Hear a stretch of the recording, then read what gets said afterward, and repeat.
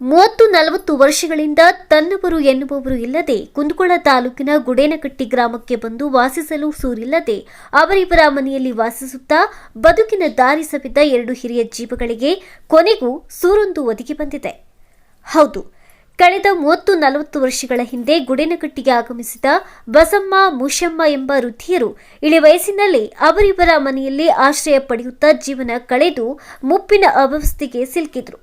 ಸದ್ಯ ಇವರ ಕೊನೆಗಾಲದಲ್ಲಿ ಗ್ರಾಮದ ಜನರ ಸಹಕಾರ, ಧರ್ಮಸ್ಥಳ ಗ್ರಾಮಾಭಿವೃದ್ಧಿ ಸಂಘದ ಕಾಯಕಲ್ಪದಿಂದ ಮನೆಯೊಂದು ನಿರ್ಮಾಣ ಆಗುತ್ತಿದ್ದು ಆ ಕಾರ್ಯಕ್ಕೆ ಭೂಮಿ ಪೂಜೆ ನಡೆದಿದೆ.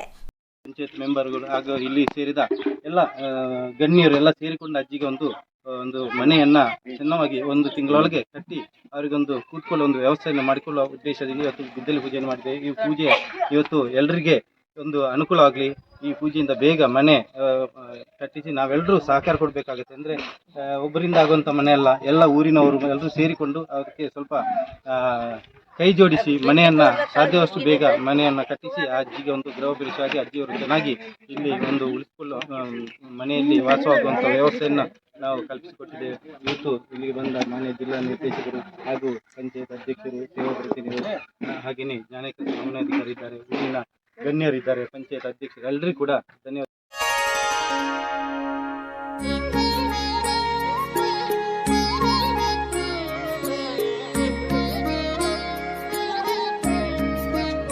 ಶ್ರೀ ಕ್ಷೇತ್ರ ಧರ್ಮಸ್ಥಳದ ಧರ್ಮಾಧಿಕಾರಿಗಳಾಗಿರತಕ್ಕಂಥ ಪರಮ ಪೂಜನೀಯ ವೀರೇಂದ್ರ ಹೆಗ್ಗಡೆ ಅವರ ಹಾಗೂ ಮಾತೃಶ್ರೀ ಹೇಮಾವತಿ ಹೆಗ್ಗಡೆ ಅವರ ಪಾದಗಳಿಗೆ ಭಕ್ತಿಯ ಪ್ರಣಾಮಗಳನ್ನು ಸಲ್ಲಿಸಿಕೊಂಡು ಈ ದಿವಸ ನಮ್ಮ ಗುಡೇನಕಟ್ಟೆಯಲ್ಲಿ ಬಹುಶಃ ಬಹಳ ವಯಸ್ಸಾದ ಮತ್ತು ಅವರನ್ನು ನೋಡಿಕೊಳ್ಳಲಿಕ್ಕೆ ಯಾರೂ ಕೂಡ ಇಲ್ಲ ಅಂತ ಒಂದು 2 ಮಂದಿ ತಾಯಂದಿರಿಗೆ ಇವತ್ತು ವಾಸವನ್ನ ಮಾಡಲಿಕ್ಕೆ ಬೇಕಾಗಿ ನಮ್ಮ ಶಿವಾನಂದ ಅಂತ ಹೇಳುವವರು ಅವರೊಂದು ಜಾಗವನ್ನ ಕೊಟ್ಟಿದ್ದಾರೆ ಮನೆಯನ್ನ ಮಾಡಲಿಕ್ಕೆ.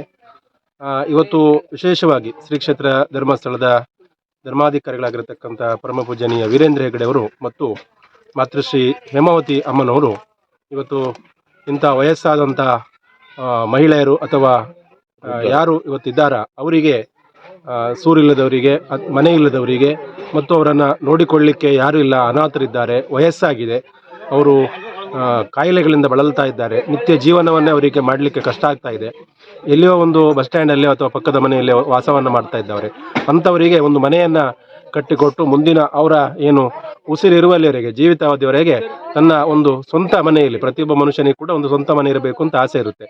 ಹಾಗಾಗಿ ಹೇಮಾವತಿ ಅಮ್ಮನವರು ಈ ವಾತ್ಸಲ್ಯ ಅನ್ನತಕ್ಕಂಥ ಒಂದು ಕಾರ್ಯಕ್ರಮದ ಅಡಿಯಲ್ಲಿ ಇವತ್ತು ಈ ಮನೆಯನ್ನ ನಿರ್ಮಾಣವನ್ನ ಮಾಡಿಕೊಟ್ಟಿದ್ದೇವೆ. ಹಾಗಾಗಿ ಇವತ್ತು ಭೂಮಿ ಪೂಜೆಯನ್ನ ಮಾಡಿದ್ದೇವೆ. ಇನ್ನು ಮುಂದಿನ ಒಂದು 15 ತಿಂಗಳ ಒಳಗೆ ಈ ಮನೆಯನ್ನ ಕಟ್ಟಿ ಅವರಿಗೆ ನಾವು ಕೊಡ್ಲಿಕ್ಕಿದ್ದೇವೆ.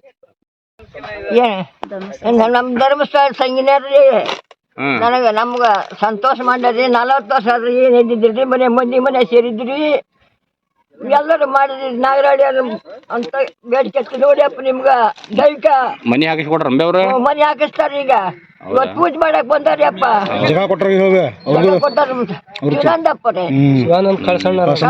ಶಿವಾನಂದ ಒಟ್ಟು ಧರ್ಮಸ್ಥಳ ಸಂಘದಿಂದ ಚಲೋ ಆಗಿದೆ. ಧರ್ಮಸ್ಥಳ ಸಂಘದಿಂದ ಆಗೈತೆ ಅಪ್ಪ, ಪುಣ್ಯ ಬರ್ಲಿ ಅವರಿಗೆ. ಬಸಮ್ಮ ಮುಷಮ್ಮ ವೃದ್ಧಿಯರ ಆಶ್ರಯಕ್ಕಾಗಿ ಗುಡೇನಕಟ್ಟಿ ಗ್ರಾಮದ ಶಿವಾನಂದ್ ಕಳಸಣ್ಣವರ್ ಎಂಬುವರು ಜಾಗ ನೀಡಿದರೆ ಧರ್ಮಸ್ಥಳ ಗ್ರಾಮಾಭಿವೃದ್ಧಿ ಸಂಘ ಮನೆ ನಿರ್ಮಿಸುವ ಭರವಸೆ ನೀಡಿ ಭೂಮಿ ಪೂಜೆ ಕೈಗೊಂಡಿದೆ.